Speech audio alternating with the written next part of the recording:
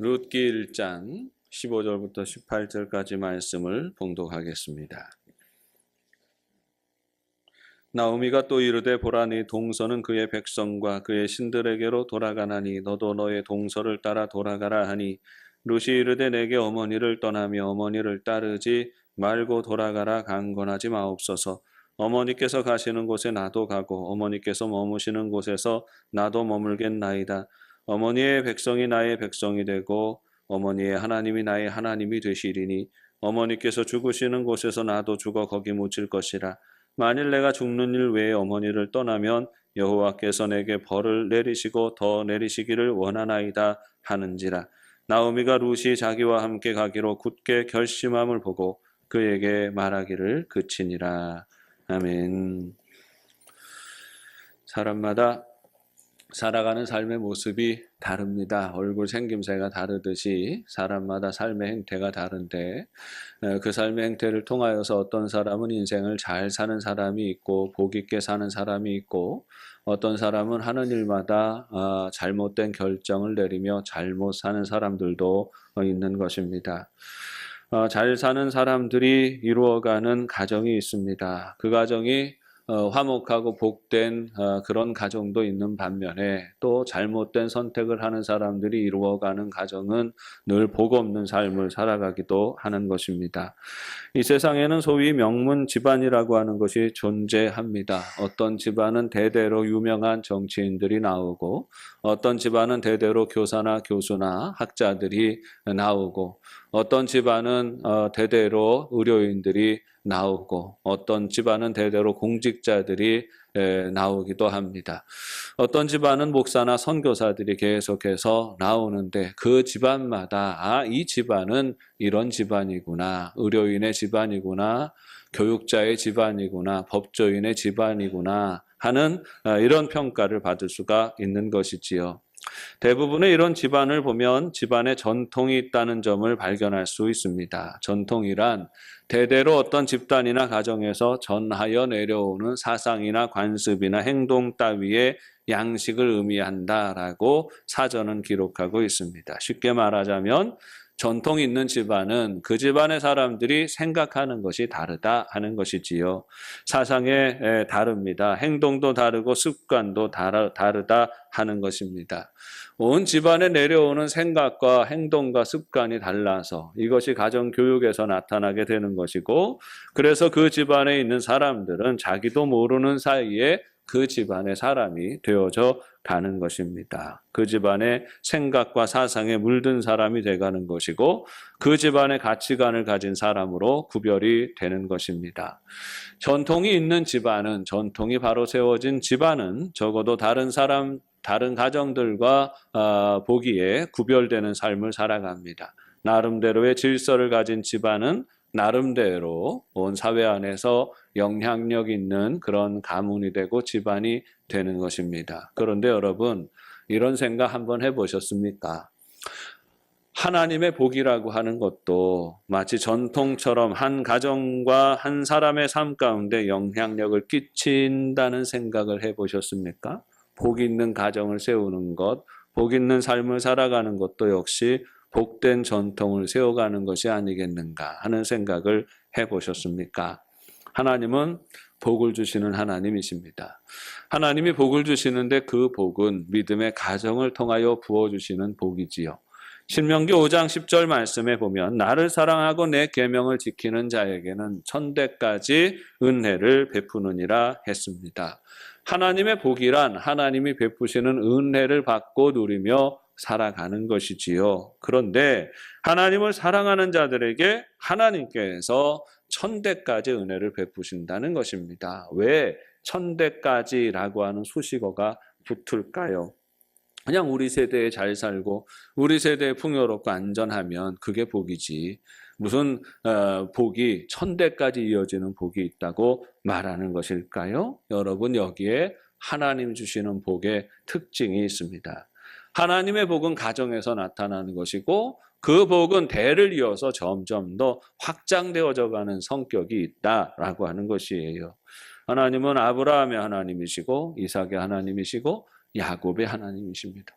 아브라함이 누렸던 복보다 이삭이 누렸던 복이 크고 이삭이 누렸던 복보다 야곱이 누렸던 복이 큽니다. 대를 이어가면서 하나님의 복은 점점 더 선명해지고 점점 더 분명해지고 점점 더 풍성해지는 그런 복이 되는 것입니다.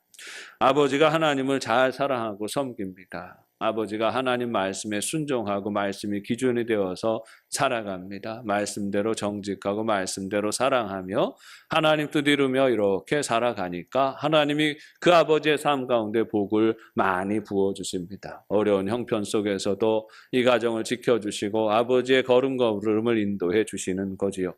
그 아버지의 모습을 보면서 살아가는 모습을 아들이 지켜보고 살아갑니다. 그 아들이 가만히 보니까 우리 아버지가 살아가는 게 쑥맥 같고 어떻게 보면 세상 물정 모르는 것 같고 그렇게 살아가는데 희한하게 아버지 하시는 일은 잘 되고 형통하더라. 아, 하나님의 복이 있구나 하는 사실을 깨닫게 되는 것이지요.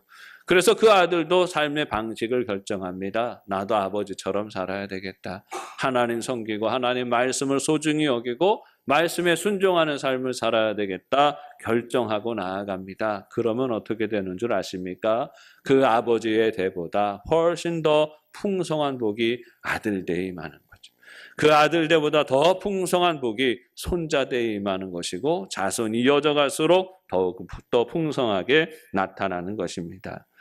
그런데 하나님을 사랑하는 자들에게 이런 복이 이어진다라고 말씀하고 있는데 이 하나님을 사랑하는 것이 뭐냐라고 말할 때에 하나님을 사랑하고 나를 사랑하고 내 계명을 지키는 자는 이라고 말씀하고 있어요.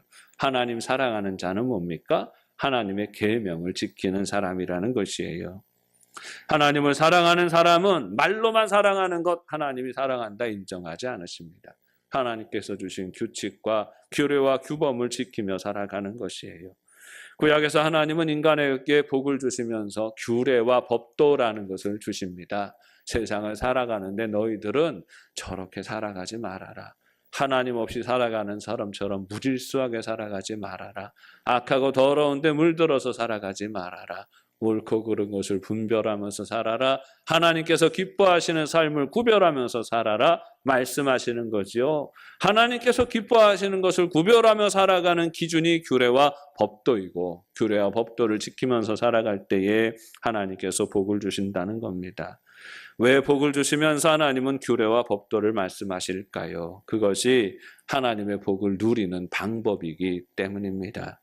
규례와 법도는 집안의 전통이 되는 거지요. 규례와 법도를 우리 온 가족이 지켜 살아가면 그것이 집안의 바른 전통이 되는 겁니다. 말씀 안에 반듯하게 살아가는 것이 집안의 전통이 되어질 때에 그 집안이 하나님 앞에 구별된 집안이 되는 것이고 하나님께서 부어주시는 놀라운 은혜와 축복을 풍성히 누리게 된다는 것이지요. 사랑하는 여러분, 하나님 사랑하는 가정이 되시기를 바랍니다. 우리 영도의 가정들마다 하나님을 온전히 사랑하는 마음으로 충만하시기를 바랍니다. 하나님을 더욱 사랑하되 대를 이어 사랑하고 거룩한 일에 충성하여서 믿음의 뼈대가 바로 서는 집안이 되시기를 바랍니다. 여러분, 소위 우리가 뼈대 있는 집안, 뭐 전통 있는 집안을 뼈대 있는 집안이라고 말하지 않아요? 여러분, 믿음의 뼈대 있는 집안이 되시기를 바랍니다. 믿음의 온전한 계승과 전승이 일어나서 아버지의 하나님이 아들의 하나님, 자손들의 하나님이 되어서 한결같은 마음으로 예수 잘 믿는 가정 되시기를 바라고 예수 잘 믿는 이들에게 천대까지 복을 주신다 하셨는데 이 복으로 날마다 더욱 풍성해지는 영도의 가족들이 되시기를 주님의 이름으로 축원합니다. 복을 전통으로 생각하면 우리 가정 안에 흐르는 한 가지 방향이 있어야 된다는 점을 알게 됩니다. 적어도 영적으로 한 가지 일치하는 방향이 있어야 하는 거예요. 방향이 중요해요. 복은 방향입니다.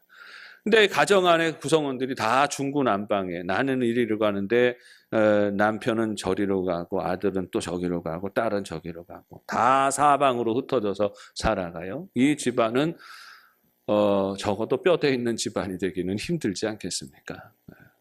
우리가 뼈대 있는 믿음의 집안을 세운다라고 하는 것은 한 가지 방향을 가지는 겁니다. 부모와 자녀와 자손들이 같은 방향을 보고 나아가는 이런 마음의 태도를 가져야 하는 것이지요. 여러분, 복은 방향입니다. 방향이 중요하다는 것이에요. 행복한 사람은 그 복된 방향성을 가지고 살아가는 사람이고, 불행한 사람은 불행의 방향성을 가지고 살아가는 사람이에요.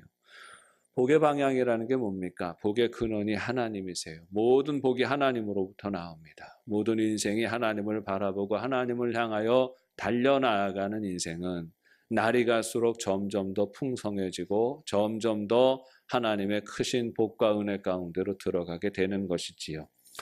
우리가 로켓을 쏘아 올려서 태양을 향해서 날아가게 합니다. 그러면 이 로켓가 날아가면서 무엇을 느끼겠습니까? 로켓이 뭘 느끼겠습니까마는 날아가는 동안에 태양을 가까이 가면 갈수록 뜨거워지지 않겠습니까? 그 에너지를 더 많이 받지 않겠습니까? 가까워진다는 건 그런 거지요. 복의 근원이신 하나님을 바라보고 하나님을 향하여 나아갑니다. 우리 인생이 그렇게 나아가는 거 아닙니까? 우리 가문이 그렇게 나아가는 거 아닙니까? 아버지에서 아들로, 아들에서 손자로 이어지는 흐름이 있는 거 아니에요? 이 흐름이 하나님을 향하여 나아가요. 하나님을 향하여 나아가면 시간이 지나면서, 역사가 지나면서 점점 더 가까워지는 인생이 되는 것이고, 하나님께 가까워지면 질수록 우리는 더욱더 크고 풍성한 하나님의 은혜와 그 기운 가운데 휩싸이게 되는 것이지요. 가까워지면 가까워질수록 하나님의 복이 크고 하나님의 은혜가 크다는 건 상식이지요. 삶의 방향이 하나님을 향하여 나아가고 우리 하나님 바라보며 고백하며 나아가는 인생이 되어질 때에 그 인생 가운데 쏟아 부어주시는 은혜는 시간이 지나면 지날수록 점점 더 풍성해진다는 사실을 우리는 이해해야 하는 것입니다. 하나님을 향하여 나아가는 것이 어떤 것일까? 아브라함이 하나님의 말씀을 듣고 길을 떠났습니다. 말씀을 따라 길을 나섰어요. 우리는 그 말씀을 들었는데 뭡니까? 약속하신 하나님이 지시하시는 땅으로 가라 하시는 말씀을 들었습니다. 우리가 오해하지 말아야 될 게 있습니다. 가나안 땅은 복 있는 땅이고 하란 땅은 복 없는 땅이니까 너 빨리 여기서 피해서 여기로 가라. 이렇게 이해해서는 안 됩니다. 그건 점쟁이들이나 하는 이야기죠. 하나님께서 아브라함에게 지시하시는 것은 물리적으로 하란을 떠나서 가나안 땅으로 가라 하시는 것이 아닙니다. 더 중요한 것은 하나님의 말씀이지요. 그 말씀을 귀히 여기고 말씀에 순종하며 따라 나서는 그 삶을 아브라함의 믿음이라 는 것이고 그 믿음을 하나님께서 귀히 여기시는 것입니다. 이삭과 야곱으로 복이 이어집니다. 이삭이 어떤 결정을 내립니까? 나는 아버지처럼 하나님을 섬기겠다. 하나님의 약속과 하나님의 말씀을 기억하고 순종하며 살겠다 하는 이 결심을 내리고 아브라함처럼 똑같은 삶을 살아갑니다. 똑같은 곳에서 살았지만 그러나 이삭은 한 걸음 더 나아가는 것이죠. 하나님께 더 가까이 나아가. 야곱은 그 약속의 땅에서 떠나서 하란으로 갔다가 돌아왔습니다. 그러나 그 모든 여정에서도 야곱은 하나님과 동행하는 인생을 살았어요. 그러니까 더 하나님께 가까이 다가가는 인생이 되는 것입니다. 가나안 땅이 복이 아니에요. 그 땅을 향하여 나아가고 그 땅에서 살아가도록 허락하신 하나님의 약속과 규례를 지키면서 살아가는 것이 복 있는 인생이라는 말입니다. 그런 점에서 오늘 말씀은 우리 믿음의 가정들이 어떻게 복된 가정으로 구별되어질지, 그 복된 가정의 모습을 어떻게 유지해 나아갈지 돌아보게 하는 말씀입니다. 사사시대에 유대 땅 베들레헴에 엘리멜렉이라는 사람이 살았습니다. 이 사람은 유다지파 사람이겠지요. 유다지파 엘리멜렉이라는 사람이 살았는데 이분의 부인이 나오미 여사입니다. 성이 나시고 이름이 오미예요. 나오미 여사와의 사이에 말련과 기련이라고 하는 두 아들을 낳고 살았습니다. 별 걱정 없이 그렇게 살아가고 있었는데 어느 날 이 베들레헴에 기근이 일어났습니다. 흉년이 거듭되어지니까 우리가 늘 살면서 그런 걱정하지 않습니까? 이제 뭘 먹고 살지 하는 걱정을 하게 되는 겁니다. 엘리멜렉이 집안의 가장이지 않습니까? 가장으로서 가족을 부양해야 되는데 부양할 길이 막막한 것입니다. 그래서 고민하면서 어떻게 하면 내 자식들, 이 귀한 아들들 어떻게 키울까? 공부시키려면 돈도 많이 들고 앞으로 드는 비용도 많은데 먹고 살 것도 똑 떨어졌는데 어떻게 살까 고민하다가 그만 누군가가 들려준 소식을 들었겠지요. 야, 요단강만 건너가서 저 모압 땅에 가면 거기엔 기근이 없어. 거기에는 사람들이 잘 먹고 잘 살아. 조금만 일하면은, 조금만 수고하면 금방 자리를 잡을 수 있고, 적어도 먹고 사는 데는 걱정하지 않아도 돼. 거기는 우리 유대인들처럼 이방인들 막 배척하는 곳도 아니야. 아무나 가서 살면 잘 살 수 있고 잘 받아들이는 그런 곳인데 모압 땅에 가서 살지 않을래? 하는 이야기를 누군가가 들려주었겠지요. 고민하다가 하나님 말씀은 이 약속의 땅에 있으라 하셨는데 모압 땅에 가지 말라 하셨는데, 그런데 엘리멜렉이 고민하다 결단을 내립니다. 그래, 잠깐이라도 먹고 사는 문제가 걸려 있으니까 잠깐이라도 갔다 오지 하고 가족들을 다 데리고 모압 땅으로 이주하게 됩니다. 잠시 살다가 오려고 생각했었는데 사는 게 그런 게 아니지 않습니까? 가서 살다 보니 거기 눌러 앉게 됩니다. 생활 기반도 다 거기에 다 갖추게 됩니다. 그러니까 때가 되어서 다시 돌아와야 될 때가 되었어도 돌아갈 생각을 하지 못하는 거지요. 그러는 사이에 엘리멜렉이 병들어서 죽습니다. 그의 두 아들이 있었어요. 말론과 기론이라고 하는 아들입니다. 아마 어려서부터 갔었으니 아직 장가들기 전에 가서 거기서 생활하다가 모압 여인들과 사랑에 빠지고 결혼하게 됩니다. 오르바와 룻이라고 하는 두 모압 여인이 이 집안에 며느리로 들어오게 되었는데, 그만 안타깝게도 이 말론과 기련도 어느 날 시름시름 병을 앓더니 세상을 떠나버립니다.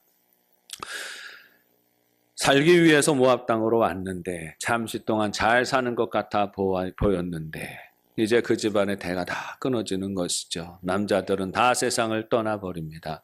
집안이 몰락하게 되는 것입니다.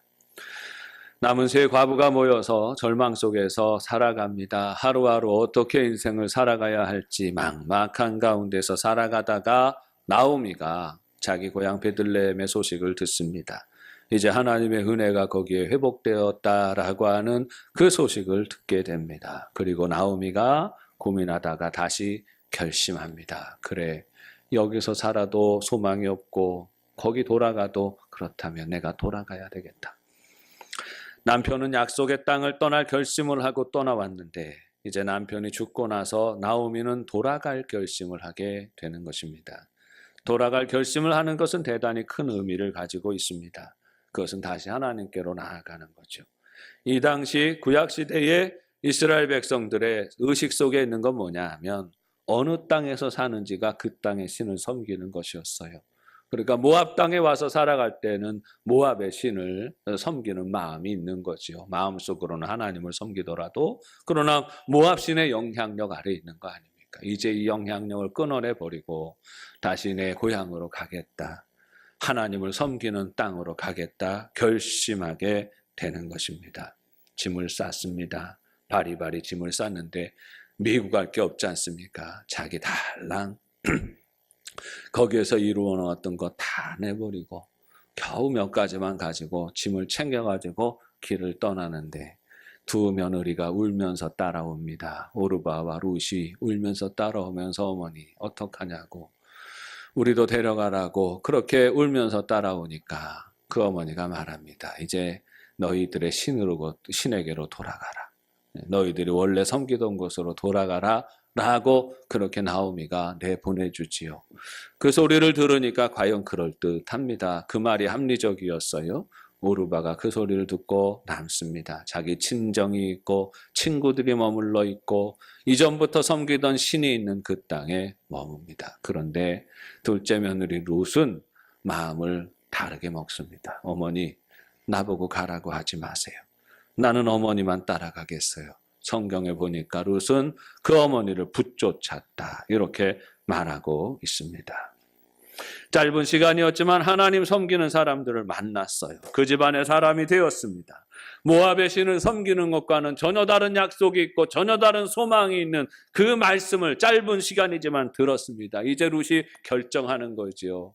모압의 신 그모스를 섬기는데 소망이 있는 것이 아니라 이스라엘의 하나님 여호와를 섬기는데 내 인생에 소망이 있음을 생각하는 겁니다. 나는 하나님을 섬기겠다고 결심하고 그 어머니를 따라 나서는 거지요. 어머니 나오미를 따라 나서느냐 멈추느냐는 바로 이 신앙적인 결단이 담겨 있는 것이에요.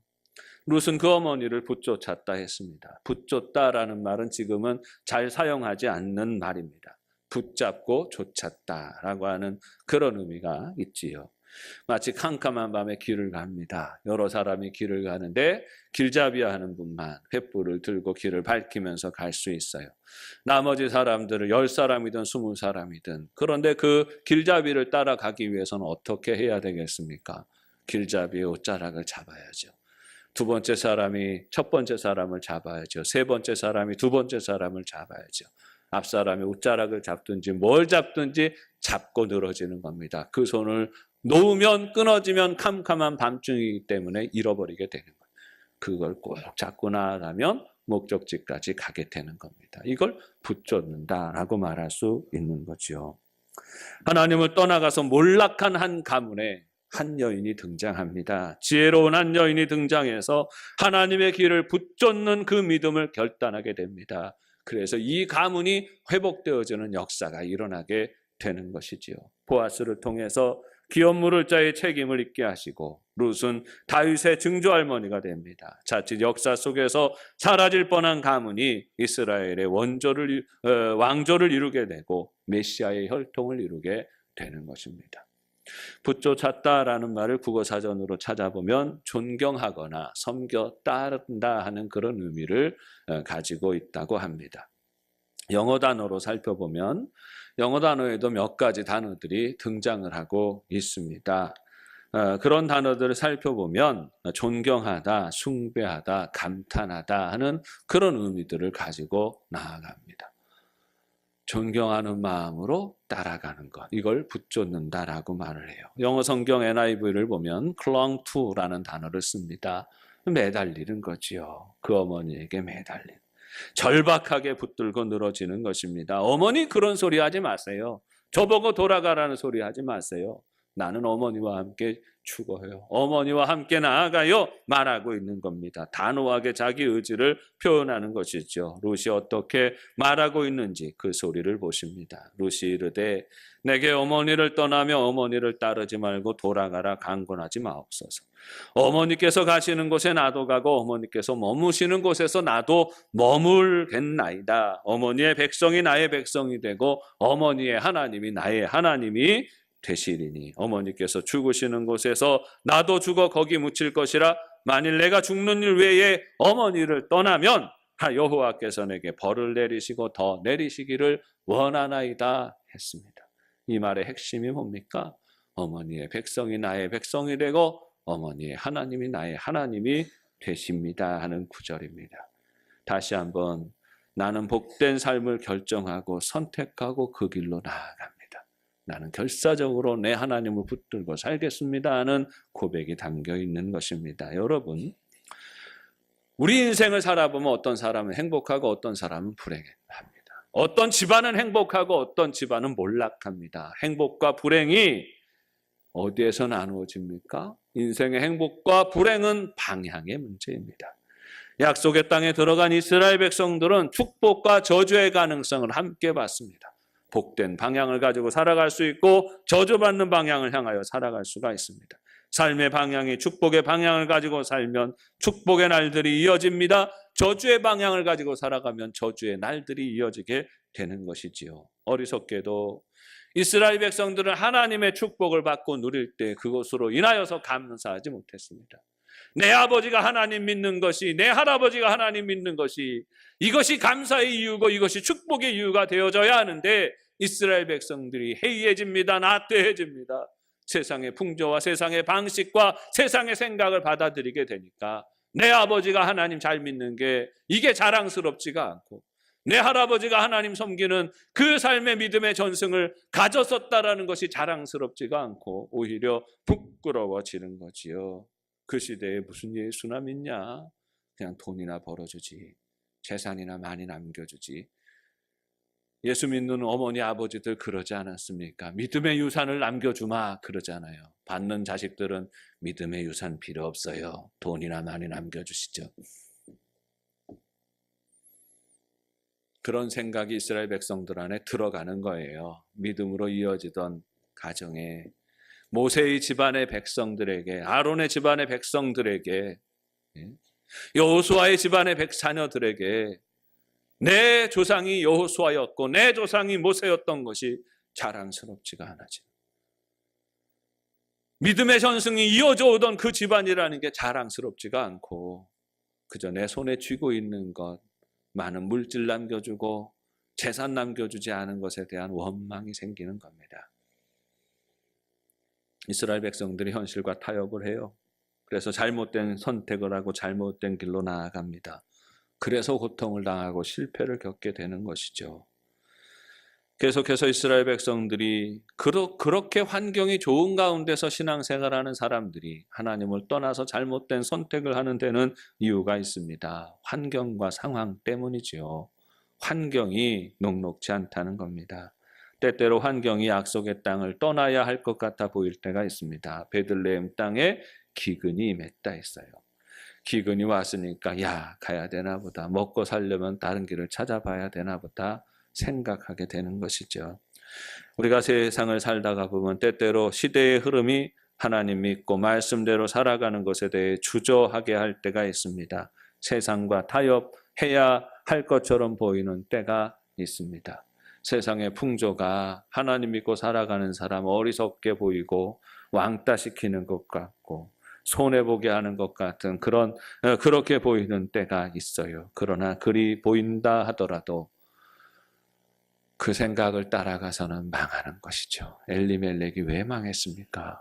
약속의 땅을 떠났기 때문이죠. 성도는 눈에 보이는 것을 따라 판단하는 사람들이 아닙니다. 하나님의 음성을 들어야 하고 하나님의 말씀을 따라가야 성도는 살아갈 수 있는 사람이에요. 그리스도인들은 말씀을 듣는 사람들입니다. 사람들의 소리를 듣고 판단하는 것이 아니라 하나님의 음성을 듣고 그 말씀 붙쫓아 가는 사람들입니다. 여러분, 말씀을 붙쫓아 나아가는 것이 우리의 삶이 축복의 삶 가운데, 축복의 방향 가운데 있다는 것을 증명하는 것입니다. 말씀을 붙쫓아 나아갈 때 회복이 일어나고, 말씀을 붙쫓아 나아가면 치료가 나타나고, 말씀을 붙쫓아 나아가면 풍성한 축복이 그 삶 가운데 임하시는 것입니다. 망가진 집안을 다시 일으키는 현숙한 모압 여인 룻의 결단은 그 어머니의 믿음, 그 어머니가 바라보고 가르쳐 주었던 하나님의 말씀을 붙드는 것이었습니다. 오늘 우리가 살아가는 삶의 모습을 보십니다. 우리 살아가는 삶의 자리가 날로 더 험악해집니다. 예수님 믿고 살아가는 것이 어리석어 보이고 주일이면 교회 가서 신앙생활을 하는 것이 바보스럽게 보이고 인간적인 욕심, 욕망 채우기 위해서 달려가야 하는 것이 마치 지혜로운 삶인 것처럼 가르쳐지는 그런 시대입니다. 믿음은 항상 환경에 미혹받지 않는 것이라 했습니다. 마귀는 항상 환경을 통해서 시험하고 상황을 통해서 시험하고 시대의 정신을 통해서 시험합니다. 유행을 통해서 시험하고 오늘날 세상 사람들이 좋아하는 그 가치관을 통해서 마귀는 항상 우리를 시험하고 넘어지게 합니다. 마귀는 넘어지게 하는 자이고 그래서 그 소리를 듣고 나아가면 환경의 지배를 받고 상황의 지배를 받으면 몰락하는 인생이 되는 것이에요. 사랑하는 여러분, 성경이 우리에게 가르쳐주는 지혜는 하나님의 말씀을 우리가 붙쫓아야 한다는 것입니다. 세상의 소리가 아니라 사람의 소리가 아니라 하나님의 말씀을 들어야 한다는 것입니다. 우리 영도의 가족들이 하나님의 말씀을 붙쫓아 나아가는 삶이 되시기를 바라고 축복의 방향성을 가지고 우리 하나님을 향하여 온전히 묵묵히 나아가는 삶이 되시기를 바라고 여러분의 믿음의 고백이 여러분의 아들과 딸들의 고백이 되시기를 바라고 여러분의 아들과 딸의 고백이 손자, 손녀들, 자손들의 고백이 되시기를 바랍니다. 사랑하는 여러분, 우리 영도의 가족들이 다른 뼈대 필요 없어요. 다른 건 뭐 다 개성껏 이루세요. 그러나 사랑하는 여러분, 우리 영도의 온 가족들이 믿음의 뼈대 있는 가정이 되시기를 바랍니다. 믿음의 뼈대 있는 가문을 이루시기를 바라고 아브라함과 이삭과 야곱에게 주셨던 하나님의 축복, 오늘 룻을 통하여 회복하시는 다윗의 왕조에게 부어주셨던 하나님의 축복이 가득하고 풍성한 영도의 가족들이 되시기를 주님의 이름으로 축원합니다. 기도하겠습니다. 하나님 아버지, 은혜를 감사합니다. 우리 하나님께서 베푸시는 은혜를 늘 기억하며 이 은혜를 소중히 여기고 나아가는 삶이 되게 하여 주옵소서. 세상의 헛된 가치관을 따라 헤매이지 않게 하시고 세상에 미혹하는 거짓된 소리들에 휩쓸리지 않게 하시고 날마다 우리 하나님의 음성에 귀 기울이고 하나님의 말씀을 붙쫓아 나아가서 우리 믿음의 가정들이 할아버지, 할머니, 아버지, 어머니, 아들, 딸, 손자, 손녀 대를 이어 하나님의 복을 누리고 그 은혜로 풍성해지는 삶이 되게 하여 주옵소서. 예수님의 이름으로 기도합니다.